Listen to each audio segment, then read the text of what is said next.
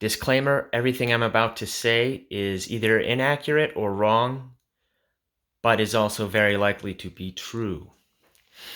So we're going to start 800,000 years ago. At this point is when we start to say there are people everywhere. Start calling things our genus Homo sapiens.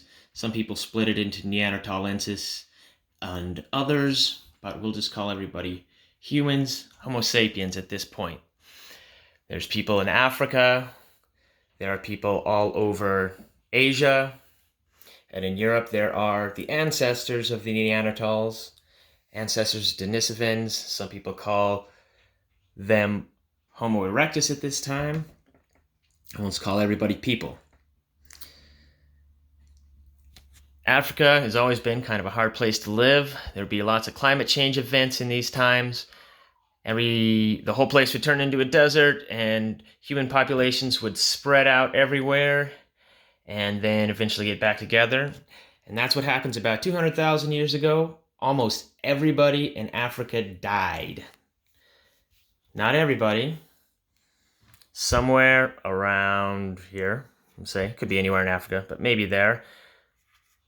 The population dwindled to maybe 80 people.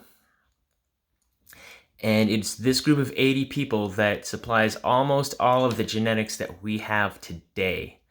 Not quite all, but almost all. There are a few lineages of Y chromosome DNA that exist, several lineages of all our other chromosomes, but what's different is there's only one lineage of that mitochondrial DNA. So that means there's only one surviving line of women dating back to somewhere around 200,000 years ago. All right. So 200,000 years ago, everybody dies and then begins to repopulate Africa from those 80 people or so. All right. 110,000 years ago, Africa is full. All right. Africa is full. Maybe. That means people are going to start moving into here and up here and going along all over here. By only 80,000 years ago, maybe, somehow people from that population of 80, the ancestral population, reached Australia. Maybe that early. Some people say 40. Okay. By 40,000 years ago, people move into Europe. They went everywhere else but Europe first and find our Neanderthal cousins, although I suppose there were also Neanderthals here too. And show up wearing, show up with better spears and dogs to hunt with. Boom. 20,000 years ago, goodbye Neanderthals, they are all dead. During this time, it's not as if people only go one direction. People go the other way. Some people went this way. Some people came here. Some people went that way. There's always people moving. So there's always going to be people mixing with other people. There's no point in time where everybody in this part of the world after 40,000 years ago is entirely cut off, except maybe Australia and up here in Beringia, well, I guess here, where Native Americans, the ancestors of Native Americans were stuck between the ice sheets during the Ice Age until maybe 15,000 years ago. And then they came down here. All right. But you know that a lot of Europeans have some Neanderthal ancestry because we went in there and mixed with them a little bit, but they're not the only ones. There are the Denisovans here, and there were other groups in Africa, probably here and here, probably a lot more.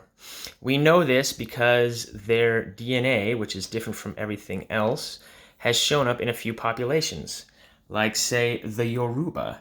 And it looks like there was a population of people living around Nigeria somewhere that existed separate from this 80 thousand people and their descendants for almost that 200,000 years, and interbred with some of the Yoruba people, kind of like Europeans with Neanderthals.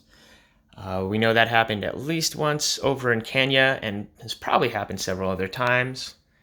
The Denisovans, which were people living over here, have descendants, have some of their DNA left over in people in Asia and down in Oceania. And it's not until about 5,000 to 7,000 years ago when people start becoming white and melanin is redacted. And what that means is everyone in Europe was black, if you want to call it that, I suppose, until that time. So if you go over here, some of these more famous things like Stonehenge, that's older.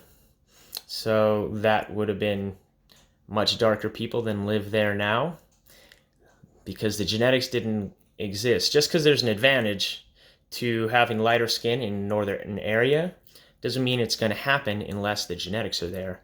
Same thing with ability to drink milk.